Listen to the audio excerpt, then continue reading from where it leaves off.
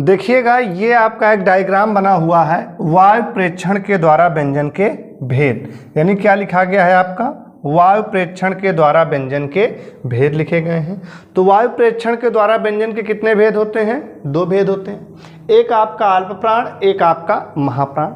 इसको अगर आप तोड़ लेंगे तो आपका काम आसान हो जाएगा। इसको हम तोड़ेंगे तो अल्प प्लस प्राण, और इसको तोड़ेंगे तो महा प्लस प्राण हो जाएगा।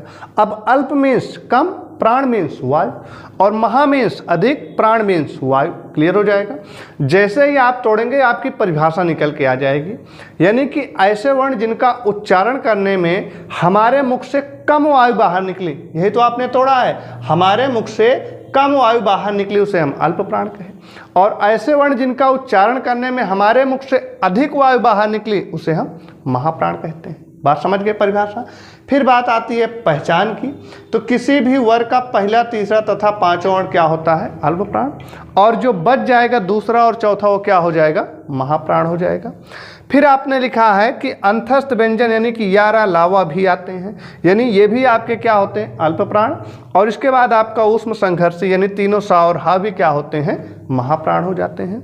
लास्ट में आपने लिखा है अल्प प्राण की संख्या 31 होती है और महाप्राण की संख्या 15 होती है, और नोट करके लिखा है सभी स्वर आपके अल्प प्राण होते हैं। बात समझ गए। अब देखिए इसको आपको याद कैसे रखना है।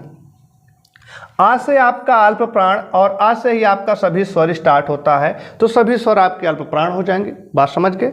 और आ से ही अंतस्थ व्यंजन स्टार्ट होता है और आ से ही आपका अल्प प्राण होता है, तो अंतस्थ व्यंजन भी आपके अल्प प्राण में चले जाएंगे, और जैसे ये चले गए इसमें तो उसमें संघर्षी आपके महाप्राण में हो जाएंगे। बात समझ गए कि नहीं?